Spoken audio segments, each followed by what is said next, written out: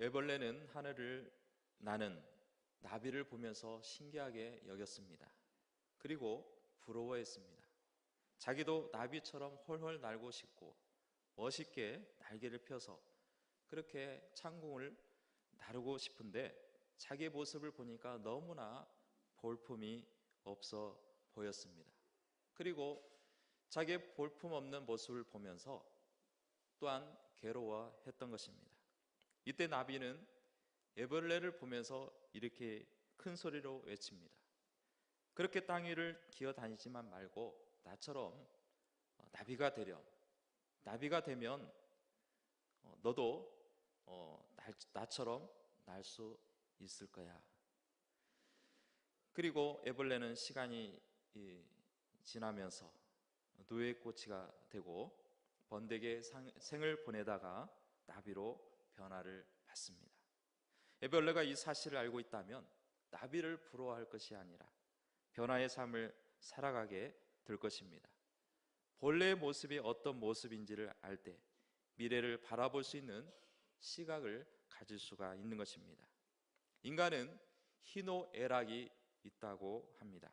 다시 말하면 기쁨이 있고 슬픔이 있고 또한 분노가 있고 즐거움이 있으면서 살아가고 있는 것입니다. 인간은 태어나면서 수고와 고통의 연속의 삶을 살아갑니다. 어떤 사람도 아무런 문제 없이 살아가는 사람은 이 땅에 아무도 없을 것입니다. 매일 기쁘게 살면서 즐겁게 살아가야 되는데 슬픔과 아픔, 고민 속에 살아가는 것이 현실입니다.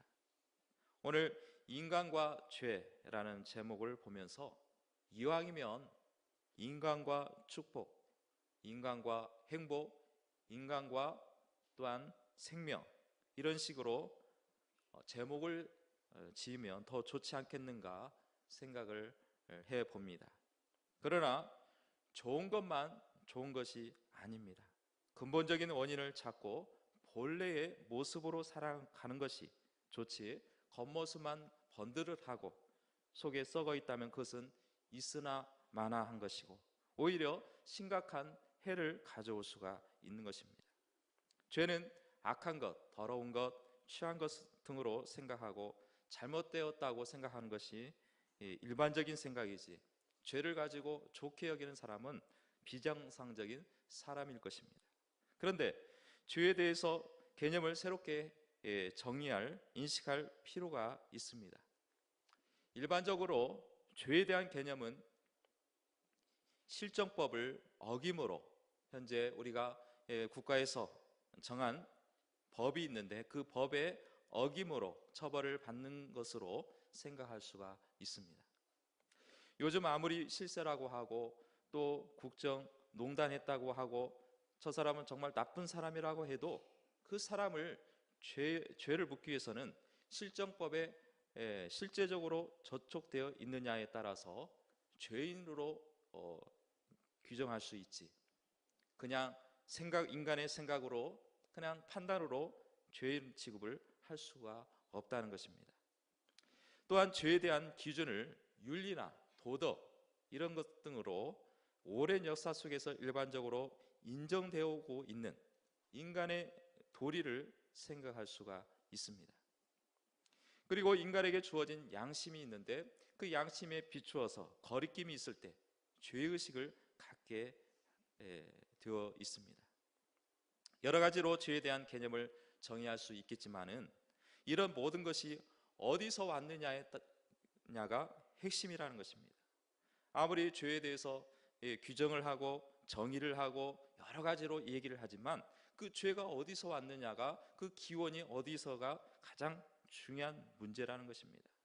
아무리 죄를 씻어내려 해도 수행을 쌓아도 인간의 영역에서는 해결할 수 없는 것이 죄인 것입니다.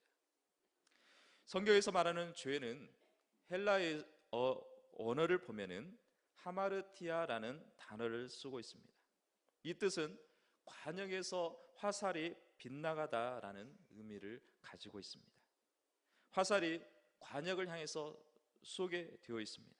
그리고 정중앙에 맞췄을 때 그 이 화살은 제대로 명중을 했다라고 볼 수가 있습니다.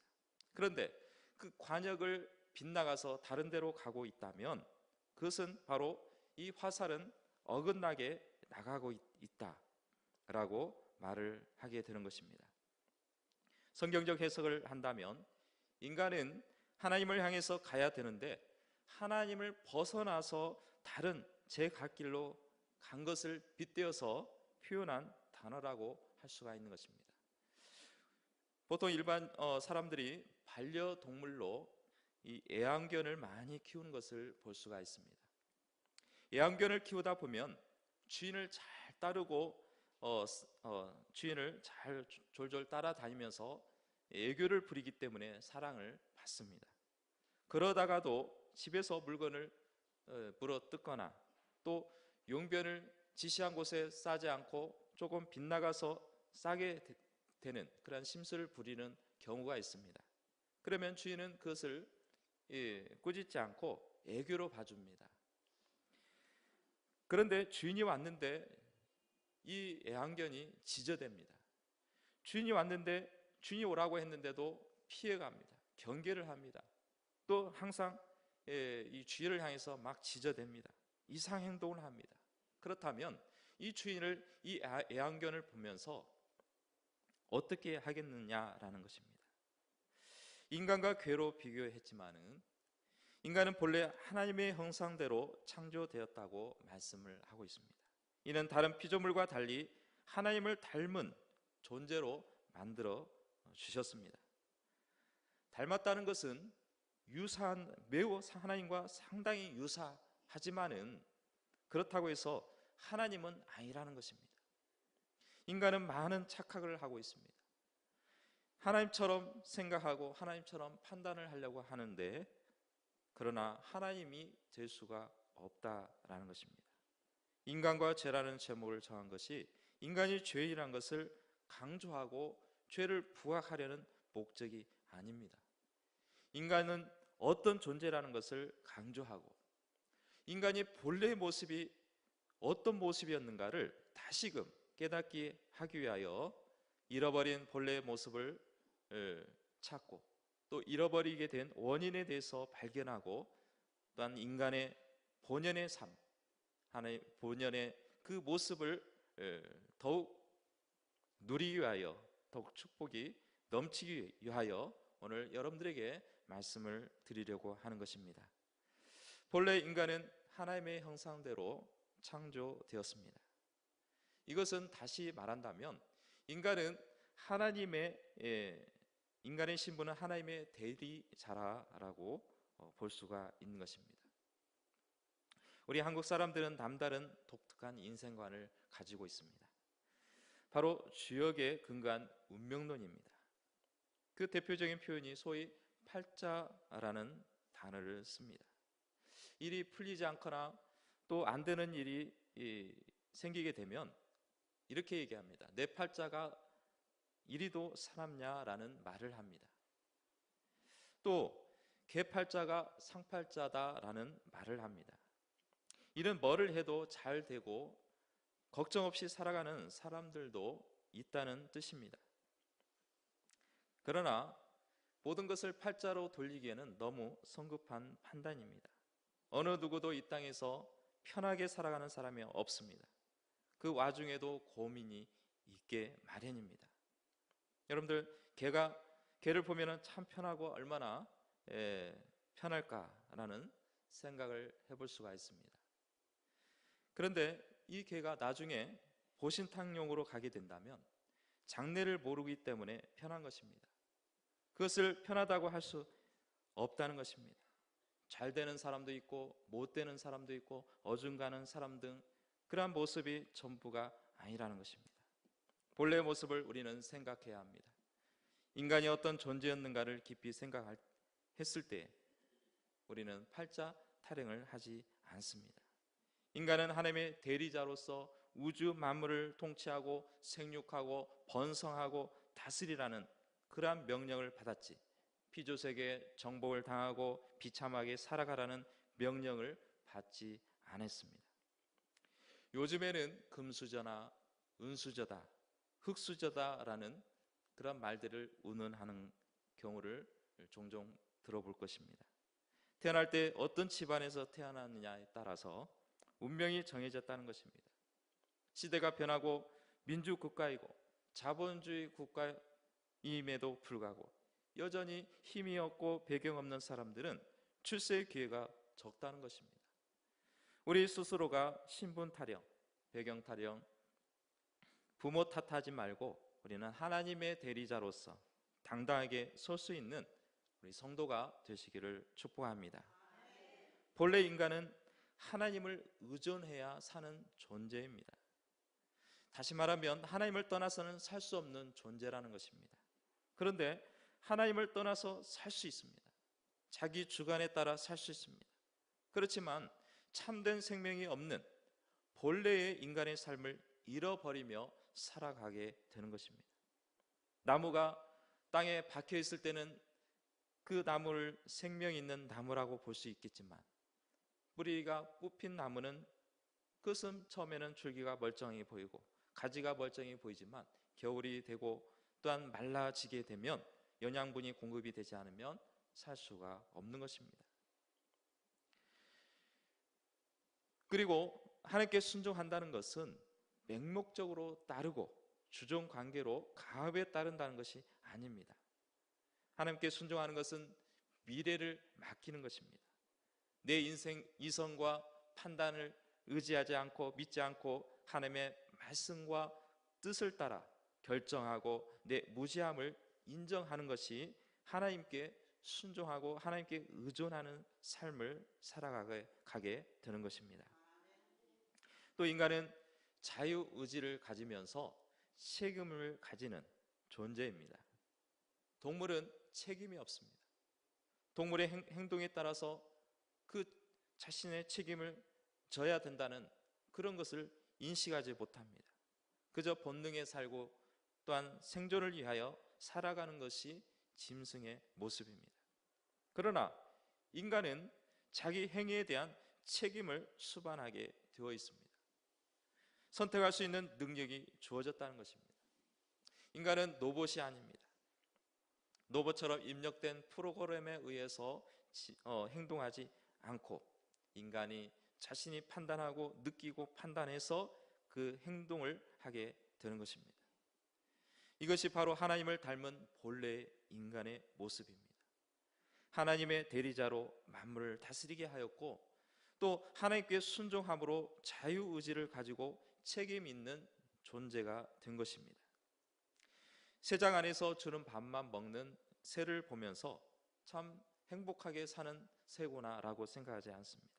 새는 본래 하늘을 창공을 나르면서 마음껏 나르면서 자유를 만끽하게 되어 있습니다. 마찬가지로 우리 인간도 새장에 갇혀서 거기에서 주는 밥만 먹는 것이 아니라 창공을 헐헐 나르면서 자유의지를 가지고 또한 그 본래 인간의 모습으로 살아갈 때에 그것이 진정한 우리의 모습이 되어야 되는 것입니다. 바로 본래 인간은 하나님의 형상을 닮았다고 한다면 이제 현재 인간의 상태는 죄로 인해서 본래의 모습을 잃어버렸습니다. 죄로 인해서 불순종으로 하나님을 떠난 사람이 되어버렸다는 것입니다.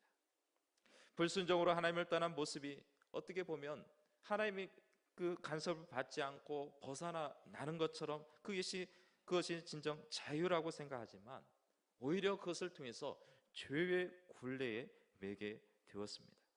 오늘 말씀의 1절에 보면 허물과 죄로 죽었던 너희라는 말씀을 볼 수가 있습니다. 한마디로 이미 영적으로 죽어 있었다는 뜻입니다. 앞으로 죽을 것이다. 앞으로 조금 더 지나면 죽을 것이다. 그런 뜻이 아니라 이미 죽어버렸다라는 것입니다. 인간이 본래 상태를 잃어버리니까 영적으로 우리가 태어날 때부터 아니 뱃속에 있을 때부터 우리는 이미 죽어 있는 상태에서 태어나게 되는 그런 결과가 되어버렸다는 것입니다. 이런 영적으로 죽었다는 것은 하나님으로부터 분리되어 있다 라고 볼 수가 있는 것입니다. 영이 죽었기 때문에 나타나는 현상이 세 가지로 오늘 말씀을 통해서 보여주고 있습니다.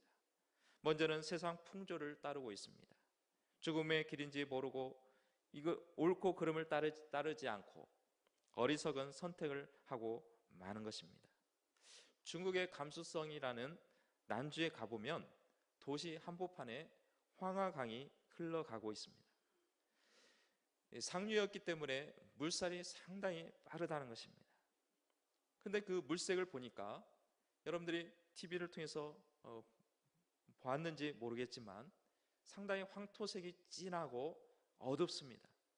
도대체 여기에 물고기에 살 수 있을까? 이렇게 우리가 눈으로 봐서는 너무나 더러운데 이곳에 물고기가 살 수 있을까 할 정도로 너무나 탁해 있습니다. 그런데 그 속에서도 물고기가 살고 있고 물고기도 웬만하면 큰 물고기들이 많이 있다는 것입니다. 이 물고기가 상류를 거슬러서 올라가는데 그러나 이 물고기가 죽게 되면 배를 드러내고 물 위로 또 올라가게 됩니다. 이제는 더 이상 생명이 없기 때문에 걷잡을 수 없이 탕류에 휩쓸려서 하류로 떠내려 가게 된다는 것입니다. 생명이 있어서 탕류에도 물고기가 살아서 물상을 헤치고 나갈 수 있겠지만 죽어버리면 하염없이 물살에 떠내려가 버리더라는 것입니다. 바로 영적으로 죽은 사람들이 이와 같습니다. 세상의 물질, 쾌락, 욕심, 부정부패, 무정함 이러한 것들 등으로 물살에 휩쓸려 떠내려 가게 되는 것입니다. 영적으로 무뎌져 있고 영적으로 동맥경화가 걸려버린 그리스도인이 되고 만다면 세상 풍조에 휩쓸리게 될 것이고 실망하게 되고 상심하게 되는 것입니다. 또 영적으로 죽은 모습의 상태는 공중권세 잡은 자를 따른다는 것입니다. 공중권세 잡은 자가 어떤 사람들입니까? 우리 육안으로는 볼 수 없는 영물들입니다. 다시 말하면 사탄과 그 졸개들입니다. 천상에서는 하나님을 처음에는 따랐던 천사장이었고 천사들이었습니다. 그러나 교만에 의해서 하나님을 대적하고 타락한 천사가 되고 천상에서 쫓겨나서 이제는 이 지상으로 내려와 여기서 공중 권세를 잡고 살아가고 있다는 것입니다. 이 공중 권세 잡은 자들에게 인간이 영적으로 죽어버리니까 하나님을 볼 수 없으니까 세상을 따르다가 결국 사탄의 유혹에 빠져 넘어가게 되는 것입니다. 또 영적으로 죽은 모습은 육체의 욕심을 따라간다고 말씀을 하고 있습니다. 우리의 욕심을 따라서 지내며 육체의 마음에 원하는 것을 한다라고 말씀을 하고 있습니다. 영적으로 죽은 사람은 심령 속에 하나님의 말씀이 없기 때문에 말씀을 순종할 수가 없는 것입니다. 그래서 자기가 하고 싶은 대로 욕망대로 살아가게 되는 것입니다. 분별력을 잃어버립니다. 기준이 없다 보니까 육신의 욕심대로 요구대로 잘못된 선택을 하고 마는 것입니다. 바로 영적으로 죽은 사람들이 그렇습니다. 하나님께서 보실 때 제 멋대로입니다. 자기들을 위해서 좋은 길을 열어줘도 도무지 그 말을 듣지 않습니다. 그렇습니다. 영적으로 죽은 사람들은 그 영이 작동되지 않기 때문입니다. 하나님과 교제가 끊어져 버립니다. 하나님에 대해서 죽어 있는 모습으로 살아갑니다. 죄를 선택하고 죄를 짓도록 사탄을 따라가고 결국에는 멸망의 나락으로 떨어지고 마는 것입니다. 또 이 죄에 대한 책임이 있습니다. 바로 선택의 자유가 있는 것은 그 선택의 자유에 대한 그 책임을 묻게 되어 있습니다. 죄에 대한 책임으로 고통과 수고와 사망이 따라온다고 말씀합니다. 창세기 3장 16절에 보면은 죄에 대한 책임이 명확하게 말씀하고 있습니다. 여자에게는 해산의 고통이 있고 남자는 평생 수고하여야 그 소산을 얻을 수 있다라고 창세기 16장에 기록을 하고 있습니다. 그리고 전국에는 흙으로 지어졌으니 흙으로 돌아가야 된다라고 말씀하고 있는 것입니다. 죄의 대가로 주어진 고통은 저주로 생각할 수 있습니다. 그런데 한 번 더 생각을 해보면 결코 그것이 저주만은 아니라는 것입니다. 여자의 해산의 고통, 그 아기 낳기까지는 근심 걱정하고 해산의 그 고통이 있습니다. 그런데 그 고통 이후에는 또 다른 생명을 얻게 하는 힘이 되고 있는 것입니다. 남자는 평생 수고하고 땀을 흘리며 고역으로 여길 수 있지만 또한 농사하는 농부에게는 수확의 기쁨이 있습니다. 노동자에게는 노동의 대가가 있습니다. 근로자에게는 또 모든 사무 업무를 하는 사람들에게는 그런 노동의 대가를 얻게 되므로 보람을 얻게 되는 것입니다. 그렇게 수고하고 여생을 보낸 결과 한 줌의 흙으로 돌아가는 것을 보고 인간은 티끌에 불과하다는 것을 뼈저리게 느끼고 나약한 깨진 질그릇과 같은 존재임을 알게 되는 것입니다. 이것은 상징적인 것입니다. 우리가 당하는 죄의 책임은 매우 중하고 노역을 하고 있습니다. 마치 400여 년 동안 애굽 왕 바로 밑에서 노역을 하면서 고통을 당하는 이스라엘 백성들이 하나님을 부르면서 아브라함의 하나님, 이삭의 하나님, 야곱의 하나님을 찾게 되는 것입니다. 지금은 경제적으로 풍요로운 생활을 하고 있습니다. 특히 우리나라는 급격한 경제 대국에 들어서게 되면서 편리한 생활을 하고 있습니다. 그럼에도 불구하고 지금도 여전히 경제 정쟁을 하고 있습니다. 경쟁 속에 시달리며 고통을 호소하고 정신적으로 육체적으로 시달림에 허덕이고 있는 것입니다. 죄의 책임의 대가는 오히려 하나님을 찾게 되며 하나님을 의지하게 만들고 있는 것입니다. 그렇기 때문에 때로는 고통이 수고가 우리를 괴롭히게 할지라도 그것을 통해서 죄에 대한 결과가 얼마나 엄청난 책임을 갖게 되는 것을 깨닫게 하고 또한 하나님을 의지하게 하는 그러한 또 길로 인도하게 되는 것입니다. 우리는 죽음에 대해서는 세 가지로 생각할 수 있습니다. 우리는 영적인 사망입니다. 바로 아담 이후로 선악과를 따옴으로 말미암아 하나님의 불순종으로 이 영적으로 하나님과 단절된 상태가 되어버렸습니다. 육체는 살아있지만 영적으로는 죽어있는 것입니다. 또한 육적인 죽음이 있습니다. 인간은 이 땅에 영원토록 살 수 있는 것이 아니라 이 땅에 사는 인간의 생을 다하게 되면 또 사고를 당하거나 질병으로 말미암아 육체의 죽음에 이르게 되는 것입니다. 마지막으로 영원한 죽음입니다. 요한계시록에서는 둘째 사망이라고 부릅니다. 이는 영원토록 하나님과 단절된 상태를 말하고 있고 꺼지지 않는 지옥불에 던져져서 영원토록 고통을 받는 것이 영원한 죽음입니다. 이 땅에서 죄의 대가를 받는 고통과 노역과 괴로움은 죄의 결과 어떠함을 보여주고 있으며 하나님께 돌아올 수 있는 마지막 기회를 지금 우리에게 주어지고 있는 것입니다. 또한 현재 죄를 짓는 인간의 모습의 결과는 사탄의 종이 되어버렸습니다. 아까 말씀드렸던 것처럼 인간의 형상대로 창조된 인간은 본래 하나님의 대리자로서 이 하나님께서 지어주신 이 피조 세계를 다스리고 정복하고 번성하라고 말씀했습니다. 그런데 이 죄로 인해서 이제는 하나님의 대리자가 아닌 사탄의 대리자가 되고 말았던 것입니다. 하나님의 뜻보다는 자기 욕심에 이끌리게 되고 육신을 즐겁게 하는 일에 매달리게 면서 살아갑니다. 세상이 이렇게 힘들어진 것입니다. 서로 속이고 죽이고 경쟁하고 남을 무너뜨리는 악한 세상이 되고 만 것입니다. 사탄의 하수인 역할을 하지 않는다고 하지만 결과적으로는 하나님을 떠난 삶은 사탄의 일을 돕게 되고 빛을 상실한 인간의 처참한 모습으로 나타나고 있는 것입니다. 오늘 우리는 이런 현재 우리가 당면한 이 죄의 문제를 통해서 인간은 본래의 모습이 잃어버리게 되고 고통의 영혼의 죽음으로 말미암아 하나님을 모르고 영원한 죽음의 나락으로 떨어지고 있다는 것입니다. 그러나 우리는 예수 그리스도와 함께 생명을 얻게 되었습니다. 우리는 예수 그리스도를 통해서 새로운 삶을 얻게 되었다는 것입니다. 우리 인생에서 가장 시급한 문제는 하나님과 단절되었던 선을 잇는 것입니다.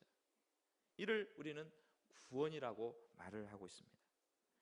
여러분들, 절벽에 매달려 있는 사람을 볼 수 있을 것입니다. 절벽에 매달려 있는 사람은 가장 시급한 게 뭐겠습니까? 돈이겠습니까? 명예이겠습니까? 권력이겠습니까? 절벽에 매달리는 사람은 자신이 이 절벽에서 벗어날 수 있는 그러한 생명선이 내려오기를 바라보고 기다리고 있다는 것입니다.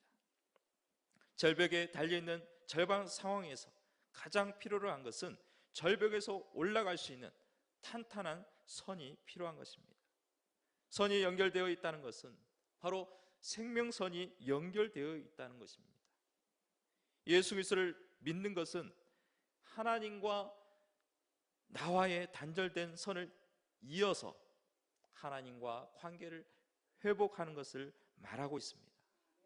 이것은 예수님과 신비로운 연합을 이루어 주셨다는 것으로 이해를 할 수가 있는 것입니다.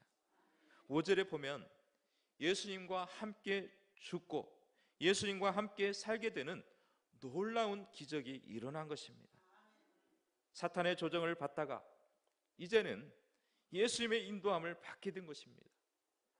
이것은 엄청난 일이 일어난 것입니다. 우리는 보통 예수님을 믿으면 갑자기 도덕군자가 된다라고 생각합니다. 율법적으로 흠이 없도록 된다는 것을 결코 말하지 않습니다. 내가 예수님을 믿었다고 해서 근본적인 내 습관이나 또 내 어떤 죄된 그러한 모든 것들이 다 깡그리 사라지는 것은 아닙니다. 우리는 예수 그리스도를 믿음으로 말미암아 우리는 생명선이 연결된 것이고 이제는 그 벗어난 화살이 다시 돌아와서 예수님으로 말미암아 하나님께 돌아오게 되는, 회개하게 되는 그러한 것을 말을 하고 있는 것입니다. 우리는 하나님을 향해서 벗어났습니다. 그리고 그 관역에서 완전히 벗어나서 더 이상 돌이킬 수 없는 그러한 지경에 빠져 있었습니다. 내 힘으로는 그 화살을 돌리려고 해도 돌릴 수가 없었습니다. 그런데 이제는 예수 그리스도를 통해서 그 벗어난 이 화살을 예수 그리스도를 통해서 돌이켜서 하나님께 지금 우리는 방향을 돌리고 있는 것입니다. 이건 엄청난 놀라운 역사입니다. 이건 내 힘으로 할 수 있는 것이 아니었습니다. 오직 예수 그리스도의 능력으로 말미암아 우리가 하나님께 돌아온 줄로 믿습니다. 그렇다면 이제는 하나님의 은혜로 돌아오게 되는 놀라운 경험을 하게 된 것이고 그리스도로 말미암아 영적으로 새 삶을 얻게 된 것입니다. 새 삶을 얻은 것은 우리의 본래 모습으로 돌아왔다는 것입니다. 본래 모습이 어떤 모습입니까? 하나님의 형상으로 돌아오는 것입니다. 하나님을 의존하고 순종하는 삶을 살아가는 것입니다. 내 안에 자유의지를 가지고 있지만 선택의 관점이 이제는 인간의 관점이나 내 생각의 관점이 아닌 하나님의 관점과 동일하게 되는 그런 결과를 가져오게 된 것입니다. 하나님의 생각, 마음을 품고 세상을 복음으로 전복하는 삶을 살아가게 되는 것입니다. 그러나 여전히 죄로 완전히 벗어날 수가 없습니다. 예수님께서 내 안에 오시기 전에는 죄를 거역할 수 없었는데 이제는 사탄의 하수인의 역할을 했다면 이제는 죄를 거역하여서 하나님께 나아가는 것이 예수님으로 말미암아 가능하게 되어졌습니다. 이제 우리는 더 이상 진노의 자녀가 아닙니다. 하나님의 사람으로 새롭게 변화된 사람들입니다. 여전히 우리는 애벌레의 삶을 살아가고 있다면 더 이상 애벌레 모습이 아닌 주님과 함께 훨훨 날아가는 나비가 되어야 하는 것입니다. 우리를 괴롭히는 죄가 있지만 벗어 던질 수는 없지만 주님의 능력과 말씀으로 말미암아 이겨낼 수 있어야 합니다. 우리가 당당히 본래 모습의 인간의 모습으로 찾아야 합니다. 죄의 속박에서 벗어나야 합니다. 예수 믿고 구원받았다는 사실만 생각하지 말고 하나님으로부터 벗어나려는 옛 모습에서 이제는 하나님으로부터 하나님께 가야 되겠다는 새 사람의 모습으로 살아가야 되는 것입니다. 죄가 나를 짓누르도록 내버려 두어서는 안 됩니다. 가인이 하나님께서 아벨의 제사만 받는 것을 보고 안색이 변했습니다. 가인도 나름대로 농사를 지어서 정성을 다해서 가장 좋은 것을 하나님 앞에 바쳤습니다. 그런데 하나님은 아벨의 제사만 받고 자신의 제사를 받지 않는 것을 보고 아벨을 보면서 미운 마음이 생기고 아벨을 없애려고 하는 마음이 생기게 된 것입니다. 이때 하나님께서 가인을 향해서 이렇게 말씀을 합니다. 죄가 너를 원하나 너는 죄를 다스릴지니라 라고 말씀을 하고 있습니다. 이것은 무슨 뜻이냐면 죄가 너를 원한다는 것은 죄라는 것이 어떠한 죄 자체가 어떤 실체가 있다는 것입니다. 그 죄가 가인을 향해서 노려보고 있다는 것입니다. 그리고 틈을 봐서 가인을 넘어뜨리게 해서 아벨을 죽이도록 그렇게 지금 작용을 하고 있다는 것입니다. 그런데 하나님께서 기회를 줍니다. 너는 죄를 다스릴지니라. 하나님께서 인간에게 뭘 주었습니까? 자유의지를 줬고 또한 다스리는 권리를 주셨습니다. 가인에게 죄를 다스리라는 명령까지 주심으로 가인이 충분히 다스릴 수 있는 그러한 힘이 있었음에도 불구하고 가인은 하나님의 말씀을 따르지 않았다라고 볼 수가 있는 것입니다. 결국에는 하나님의 말씀을 거역함으로 말미암아 아벨을 죽이고 말았던 것입니다. 죄를 다스리지 못하고 결국에는 사탄의 하수인의 역할을 하고 말았던 것입니다. 죄는 벗어 던질 수는 없지만 다스릴 수는 있습니다. 우리는 예수님 안에서 죄를 다스리고 죄를 정복해 가는, 그래서 죄에 얽매이지 아니하고 또 세상에서 우리가 믿음으로 또 어떠한 일을 감당함에 있어서 오직 예수님만 의지하고 죄를 정복해 나가고 하나님의 본연의 그러한 인간의 형상, 하나님의 형상대로 창조된 그 모습대로 살아가는 우리 믿음의 사람들 되시기를 주의 이름으로 축복합니다. 기도하겠습니다.